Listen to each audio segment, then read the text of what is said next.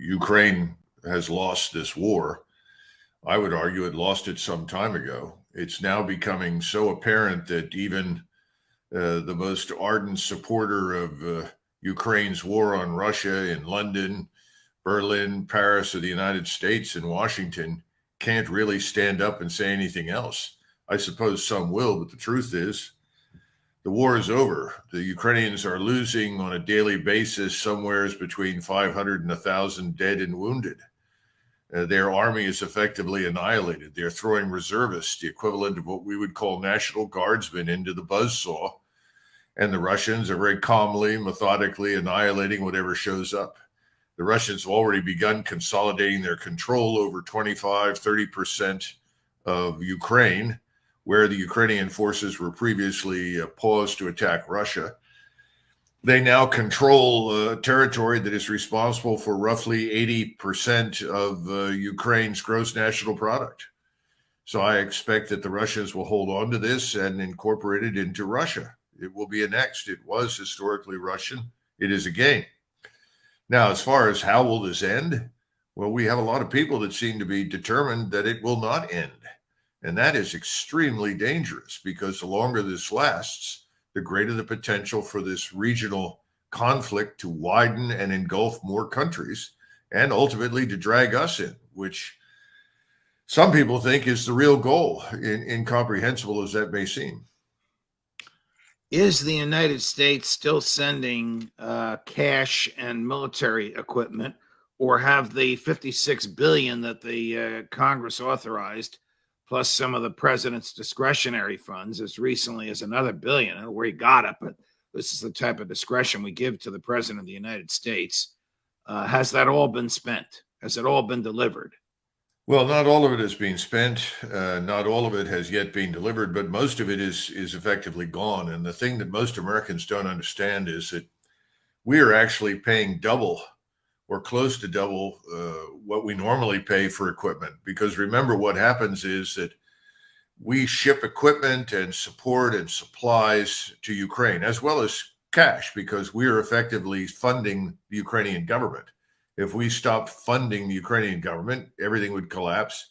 I'm sure Mr. Zelensky would climb into an airplane and fly to Miami, where he owns a mansion, and essentially try to duck any responsibility for what's going on. But we continue to send hundreds of millions of dollars in hard cash over there that pays everyone. But the key thing is that the military equipment we send ends up costing us twice what it normally would. Why is that? Well, it's first of all, we can't replace it right away. That's part of the problem. We have to replace it. In order to replace it, we have to pay more for what we're giving away. So we end up sending enormous quantities of money in a direct transfer right to the Department of Defense. If you simply view this as part of the American defense budget, well, now you're approaching $1 trillion in ways that we never have before. We're spending so recklessly at this point. It's hard to know exactly how much we are investing, not just in the Department of Defense, but of course in our intelligence agencies. Have any of the people around the president, as far as you know, military, diplomatic, or intelligence, come to the same conclusions that you just articulated? Well, if there are, they're in deep hide. Let's face it. You've got to keep in mind something, and this is what Americans don't understand. People say, well, how could we have reached these conclusions and done such a stupid thing, say in the wake of 9/11 or any number of different instances in Iraq, Afghanistan, Syria, now with Ukraine? The point is there are always people in the intelligence system who provide sound analysis. It's just that their analysis is not wanted. So you have political leaders who essentially pick and choose from the intelligence estimates. The same thing is true on the military side with generals. There's an old expression. Presidents ultimately get the generals they want. Now, that can be positive. Look what Lincoln went through until he finally had U.S. Grant. That's a good example. FDR was a little more fortunate early on with Marshall, but it was still a very tough fight for Marshall to build an army because FDR wanted to fight the whole war with the Air Force and the Navy. These things happen over time, and JFK ultimately got the generals he wanted, and they were the generals that led us into Vietnam.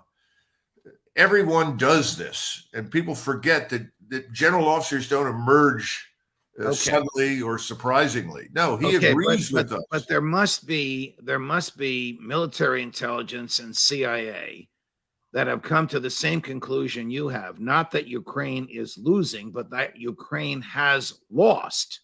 Oh yeah, I'm sure That they Russia have. Russia controls enough property, so it's 80% of the gross national product, which includes the ability to derive taxes for the government to stay alive. Right. Is somebody telling that to Joe Biden, and is he rejecting it? Or maybe you don't know this because you're obviously not in the administration. Yeah. Is that advice not even making its way into the Oval Office? I suspect that our friend President Biden is sort of a mushroom. They keep him in a dark place and feed him crap. I think Susan Rice, Jake Sullivan, Blinken, oligarchs, frankly, rich, powerful figures that control the Democratic Party, and let's face it, large portions of the Republican Party who dominate Washington, they all have much more influence now than Americans realize. They're running the show. So I think they're not telling Joe Biden anything that they don't really want him to know. But more important, they're riding this train to oblivion, and they're not going to get off, and they're throwing more coal into the locomotive with each passing day. In other words, they're doubling down on failure in the belief that if they just hang on long enough, somehow or another, miraculously, they're going to win. And they're destroying NATO. They're tearing Europe apart. Europeans are finally beginning to wake up to the disaster. They've lost control of Eastern Europe. You have the Lithuanians who want to cut the Russians off from East Prussia, or this place called Kaliningrad. You have Russian retired officers now calling for Putin to commit nuclear weapons to the defense of Kaliningrad. At the same time, you have the Poles who continue to advocate for greater violence against Russia and greater support for the non-existent Ukrainian state. Because let's face it, Ukraine is now a failed state. It's collapsed. People are being pushed at gunpoint into Russian fire. This whole thing is a disaster. But no one wants to admit failure because they know once they admit failure, they lose all credibility. What could we, or what could the United States have done to have tempered or lessened the bloodshed? Well, the very first thing, I'm talking about 5 or 6 months ago, Colonel. Yeah, well, of course. Obviously, we could have paid attention to what Mr. Putin was saying and had been saying for literally a decade. I mean, this goes back to 2008 in Budapest and the Munich Security Conference, where he effectively said, we cannot accept what you're doing. We will not tolerate the presence of NATO forces, particularly U.S. forces, on our borders. We could have listened to that. There was always the opportunity to say, we don't need Ukraine. We don't need to turn Ukraine into a platform for attack against Russia. We don't need it. It's unnecessary. And Russia, whatever we don't like about it, is not the Soviet Union. We refuse to do any of those things. We refuse to consider neutrality. And remember, we also intervened once the intervention began by Putin. And frankly, I disagree with people who say, oh, Putin's evil. He started this war. No, I think we started the war. He simply acted as he did because he thought he had no choice, or he was going to end up with the equivalent of something like Pershing missiles in eastern Ukraine that would threaten and destroy Russia. So I think he did what he thought he had to do. But even after he did, he was always willing to negotiate. We kept intervening and telling Zelensky and his friends, don't give an inch. We'll support you. And perhaps they thought, I wouldn't be surprised, they may well have thought that we were coming to their rescue. And at the time, I said they're in the same position the Poles were in 1939 when Churchill and the French said, oh, we'll stand by you, Poland. Well, that didn't do the Poles any damn good. And Poland emerged from the war perhaps in the worst position of anybody. But the point is, we refused to consider anything that made sense. And right. No one looked at the region and said, this is a part of the world, Judge, where we don't want a war. This is more dangerous than anything else we've experienced in the last 75 years. All right. As recently as this morning, General Sir Patrick Sanders, Chief of the General Staff of the British military, I guess the rough equivalent to our chairman of the Joint Chiefs of Staff, said, "We are the generation that will be preparing British soldiers for World War III."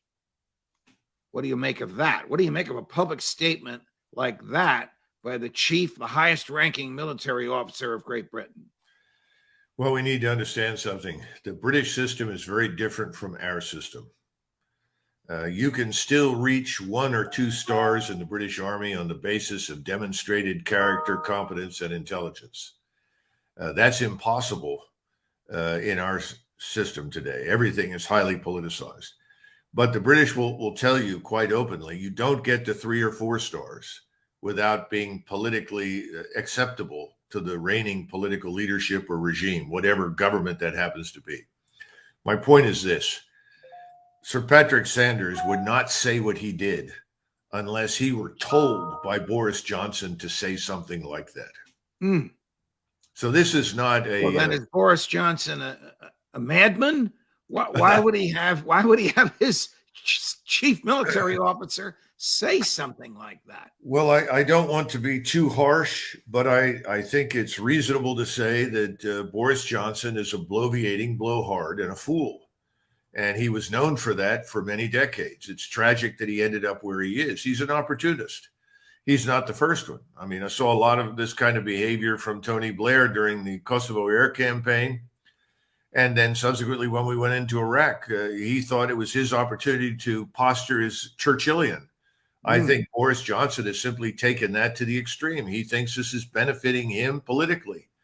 I think it's disastrous. I think he's going to face a no confidence vote and be out on his ear within the next few months. I agree with you about Johnson, but let's look at the other side of the coin about what Sir Patrick said.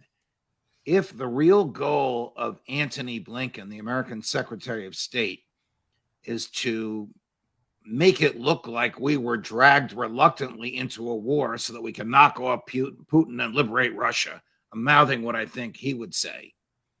Might not Sir Patrick's language have been part of that goal and that pattern? Stated differently, Sir Patrick wouldn't be where he is if he weren't part of the European globalists who have the same mindset as the American Secretary of State and Secretary of Defense. Agree or disagree? No, I think your point is valid. The question is, how far do we take it? And I think once you move to the edge of the abyss and we realize we're talking about waging high-end conventional warfare in Eastern Europe, I think everyone in Europe would take a very quick step backward. They're not interested in that. Patrick Sanders may also, in the back of his mind, think that the British Army can finally be funded adequately. Remember, the United States Marine Corps is twice the size of the British Army. So you're not talking about a significant force. The British today are about as irrelevant to what happens on the continent as they were in 1880. Their army is very small, and it would have to be dramatically enlarged and fundamentally reorganized and re-equipped.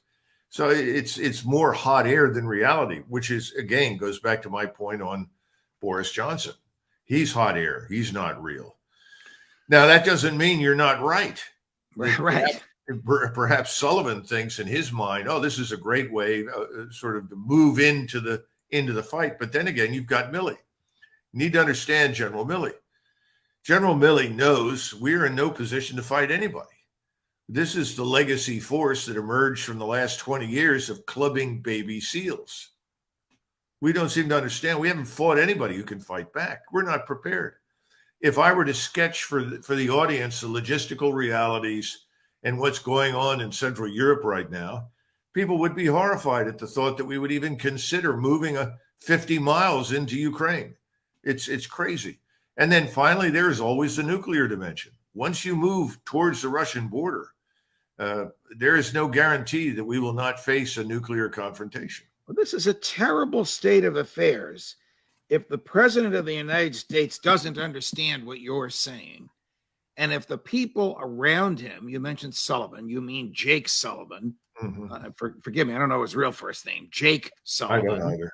Yeah. Mrs. Clinton's chief advisor on national security, now the national security advisor to the president of the United States. He has the highest security clearance. If these people are keeping the McGregor analysis from the president, it's almost criminal, because Well, this could result in death, more deaths of more innocents, and some of them might be Americans. Judge Franklin Roosevelt was told in no uncertain terms by the chief of naval operations and the commander-in-chief of the Navy in the Pacific that if he embarked on the embargo against Japan, they would bomb Pearl the Harbor. probability that Japan would attack us was very high. What happened? Right. So we're dealing with something very similar right now. In fact, I was thinking about this morning. Oliver Cromwell, who's one of my favorite people, brilliant man who saved Great Britain from total anarchy, stood up in British Parliament and finally said to the king, for all the good that you've done and for as long as you've sat here and whatever you've promised, you need to go. You're a disaster. You must leave to save England. And I think we're reaching the point where someone's going to have to stand up and say, to save the United States, Mr. Biden, you and the people around you must go. That's the only solution I can think of right now. Let me switch to another issue, but related to this.